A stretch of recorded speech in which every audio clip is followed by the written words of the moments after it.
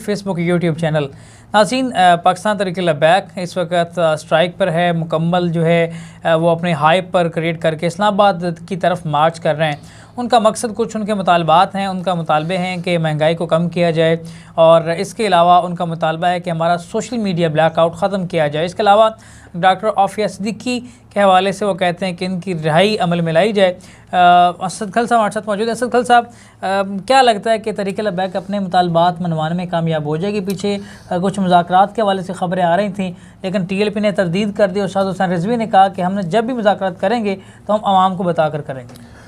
देखिए, इसमें कोई शक नहीं है कि जो अब तक की उनकी जो मोमेंटम है पाकिस्तान बचाओ मार्च का, जिस तरह आपने देखा कराची से वो चले और इस्लामाबाद के करीब पहुंचने के जब करीब हुए तो उससे देखा कि उनकी जो पॉपुलैरिटी का ग्राफ था, जब पब्लिक के उनके साथ वालाना अक़ीदत थी, उनका जगह जगह इस्तकबाल था। फिर वो करिया जिस तरह वो आप देखें ना, GT रोड को भी नहीं उन्होंने सिर्फ टच किया या मोटरवे को टच नहीं किया, बल्कि वो छोटी आबादियों में, गांव देहातों में लिंक रोड पर गए और फिर आप आवाम के अंदर जिस तरह वो घुले मिले और जिस तरह आवाम का जो एक आवामी हकीकी लीडर होता है, जो आवाम की यानी पल्स पे हाथ होता है, तो आपने देखा कि वो मुख्तलिफ सवारी भी तब्दील करते रहे और कभी वो बाइक पे जा रहे हैं, कभी साइकिल पे जा रहे हैं, कभी घुड़सवारी कर रहे हैं और कभी वो ज़री जो मशीनरी होती है, ट्रैक्टर या इस तरह कभी पैदल चल रहे हैं। तो यानी उनका एक जो बिल्कुल अवामी एक जो स्टाइल है ना, और उसके अंदर वो एक बड़ा लिंक कर दूँ माजरत के साथ। जब मैंने इस हवाले से बात की थी इलामा फ़रूकुल हसन कादरी साहब के एक बड़े करीबी, उनसे कि ये क्यों कर रहे हैं, मतलब ये कभी मोटर बाइक पर, कभी गधा गाड़ी पर, कभी क्रेन पर, ये क्यों है?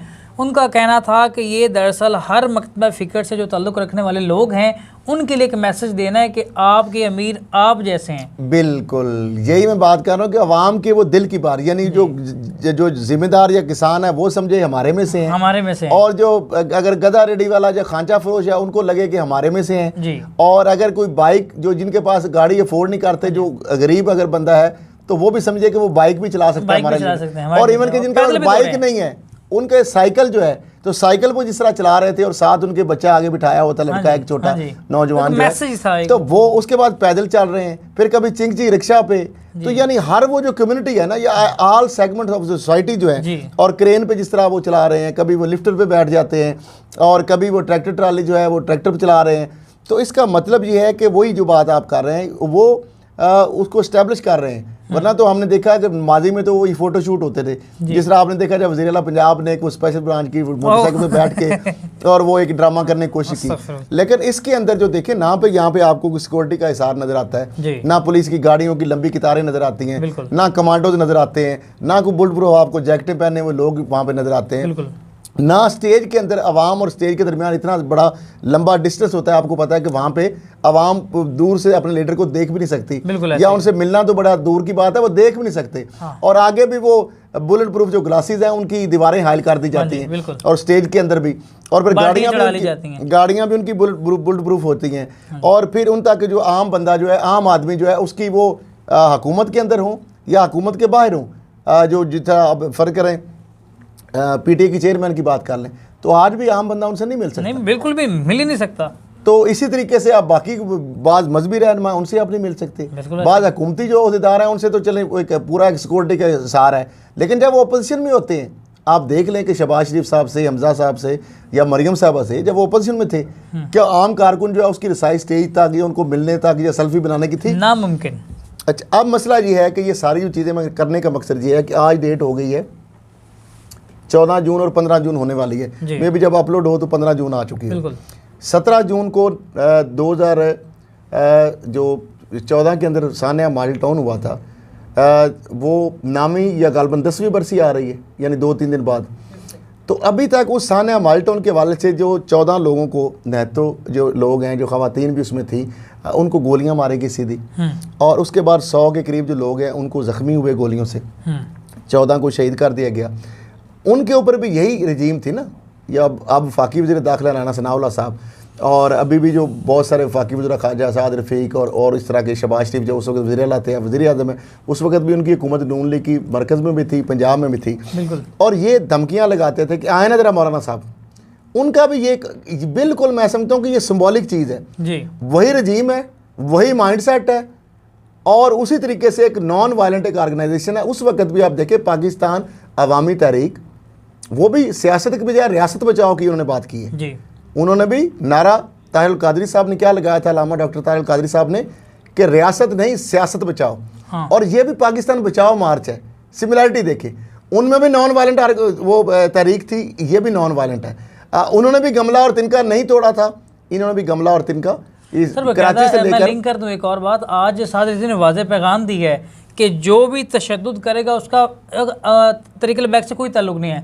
अब यहाँ समझने की बात ये है कि PTI के चेयरमैन 9 मई के बाद बयान देते हैं कि उनसे हमारा कोई तल्लक नहीं है। पहले उनको सपोर्ट भी करते उकसाते रहे, लेकिन यहाँ पर पहले कहा जा रहा है कि जो तशद्दुद करेगा उनके साथ हमारा कोई तल्लुक नहीं, बल्कि छांट कर रहे हैं कि जो बंदे तशद्दुद कर रहे हैं वो लिंक ना करने वाली बात तो तब होना कि जितनी ऑडियो लीक्स इनकी क़यादत की आई हैं, वो महमूद रशीद की हो जी, वो सेंटर उसकी इजाज चौधरी की हो, वो आपकी MNA साहब जो कमल शोजब की हो कि GHQ पे पहुंचे, वो डॉक्टर यास्मीन राशिद साहबा की हो, वो आपके जो सदर इम्तियाज़ हैं जो PTI की उनकी हो, उनकी जो ऑडियो है क्या किसी ने डरा भांजा क्या कर रहा है? अच्छा, फिर वो जो वहाँ पे अंदर घुसा दाखिल होके वो जो यूनिफॉर्म जो है उठाया उसने, इनकी बहनें वहाँ पहुंची हुई हैं, और ये सारे एक ही वक्त के अंदर पाकिस्तान के एक ही वक्त के अंदर मुख्तलिफ जो है जगह पे। अब देखें ना, Peshawar radio station, core commander, यहाँ पे जना हाउस, कोर कमांडर हाउस, फिर उसके बाद PF बेस मियाँ वाली में, फिर उसके बाद मर्दान में, फिर उसके बाद पंजाब रेजिमेंटल सेंटर जो है KPK के अंदर, इस तरीके से GHQ के अंदर, और जो लाइब्रेरी है जो वहाँ पे आर्मी की, वहाँ पे इस तरीके से जो शोधा के जो जिस्मों को जिस तरह बेरुमती की गई, और जो सिंबॉलिक हमारे जहाज़ जो हैं जो पूरी दुनिया में जिनके MM आलम का रिकॉर्ड है, बेशक सिंबॉलिक है, ये कह रहे हैं जी उधर खड़ा था इधर खड़ा था, लेकिन उसके ऊपर पाकिस्तान का झंडा भी था। तो है। और GHQ को जो आपने लोगो तोड़ा है, मोनोग्राम तोड़ा है, उसके ऊपर भी पाकिस्तान का झंडा था। आप उसके ऊपर नाच रहे हैं, आप वहाँ पे अपने झंडे लहरा रहे हैं, और इनकलाब आ गया, इनकलाब आ गया। वो सारे लोग आपके वो मौजूद थे, आपके वो अहदेदार हैं, कोई यूथ विंग का अहम अहदेदार है, कोई आपकी PTI का अहदेदार है, कोई आपका MNA साबिक है, कोई आपका साबिक वजीर है, कोई आपका सेनेटर है, वो सारे जो हैं वहाँ पे वो पहुँचे होते हैं। वो शहरियार अफरीदी की जो मिसेज है वो भी उधर मेरे ख्याल GHQ में थे। हाँ जी। तो मसला ये है कि आप एक सियासी एहतजाज की आड़ में जो सब कुछ किया, और ये जो कालों का डाटा हमने 5 जून को प्रोग्राम में दिखाया, जो फैक्ट फाइंडिंग विद असद खरल, उसके अंदर तो सारी चीज़ें जो है ना, आप उंगली वो एक इशारा नहीं बल्कि पूरा हाथ का हाथ उधर जा रहा है सीधा, कि 215 कालें ज़मान पार्क से हो रही थी, किन लोगों को हो रही थी और कहाँ कहाँ के टारगेट थे, एक ही टाइम में सारों का पहुँचना, फिर फास्ट फ्लैग जो ऑपरेशन के यानी झूठे जो प्रोपेगेंडा सोशल मीडिया के जरिए करना, ह्यूमन राइट्स की वायलेशन का दिखाना, आर्टिफिशियल इंटेलिजेंस को यूज़ करना, वो खवातीन के तशद्दुद वो झूठ साबित हुआ, 34 बंदे मार गए, 4 बंदे साबित हुए, 5वां है ही नहीं। अच्छा, हर तरीके से इन्होंने झूठ बोला।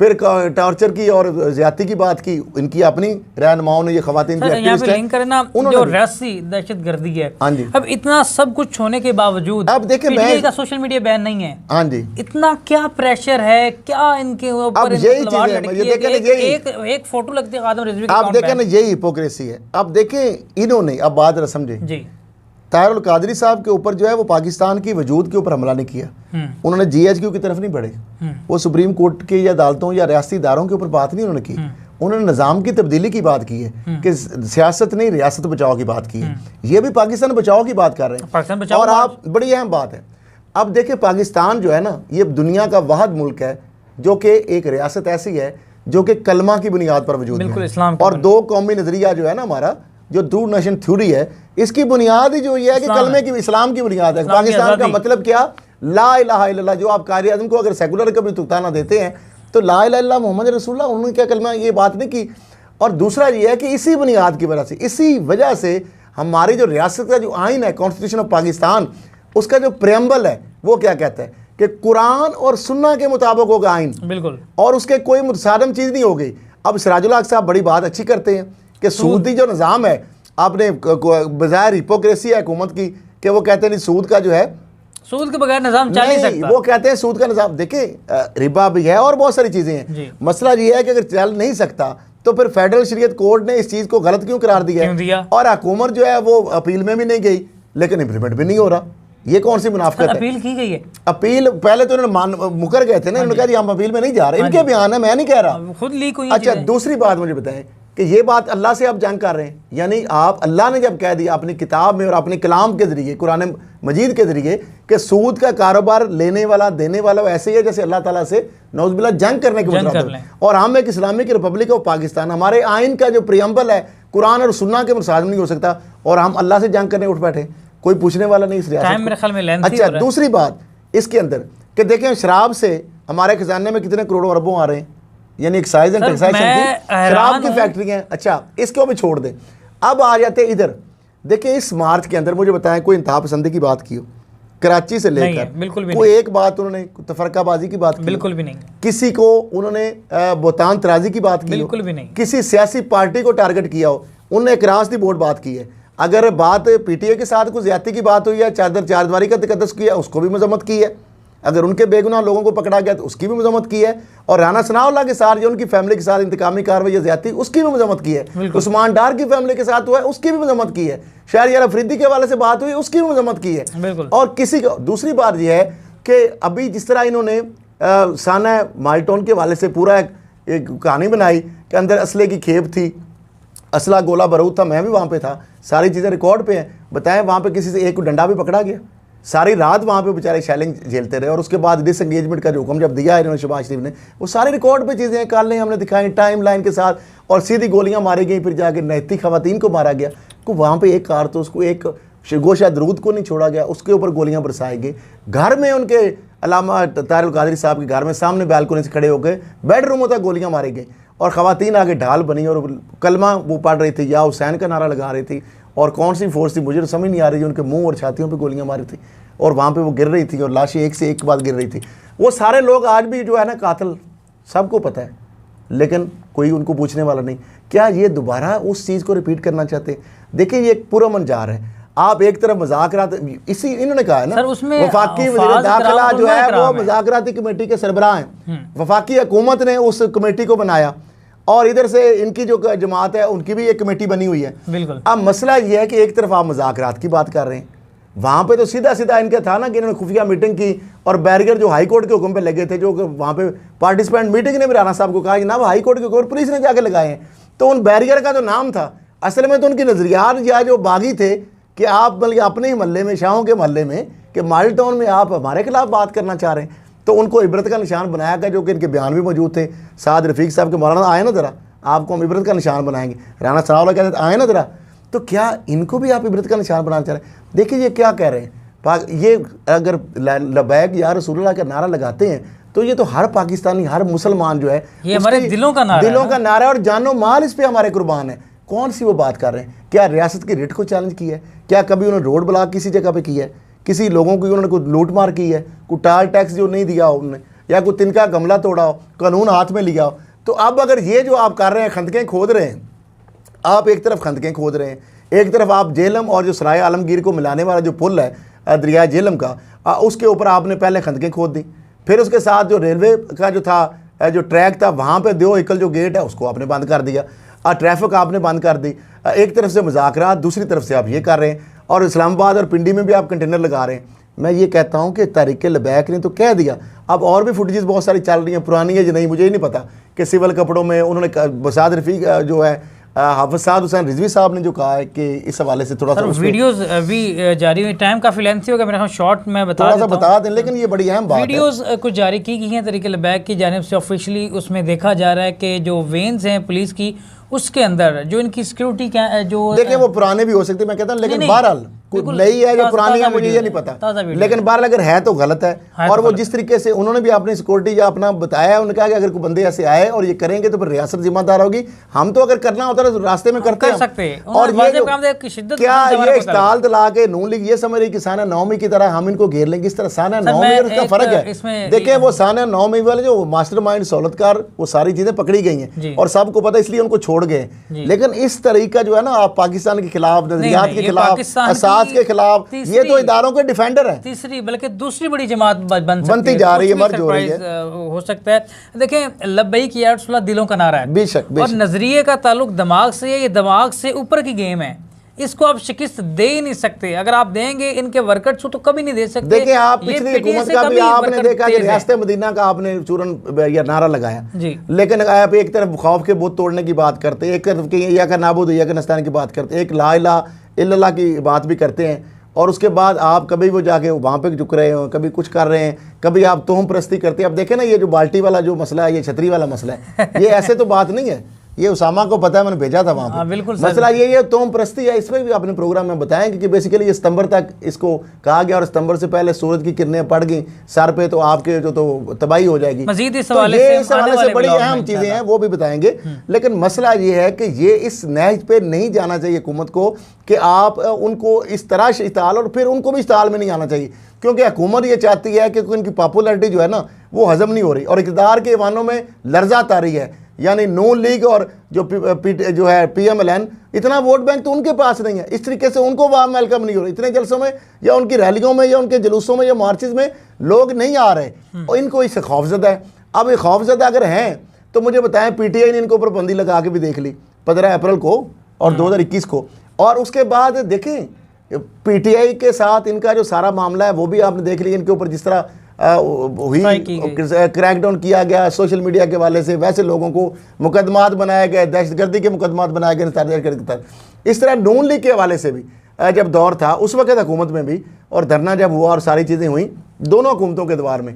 लेकिन आप बताएं कि ये नॉन वायलेंट एक ऑर्गेनाइजेशन है, कौमी धारे में आना चाहते हैं, खुदारा आप उस माइंड सेट से निकल आए। साना माल्टोन वाला वो पहले लोग हम रो रहे हैं कि पहले कम से कम वो, तो क्यों आप दोबारा उन चीज़ों को रिपीट एपिसोड को करना चाहते हैं।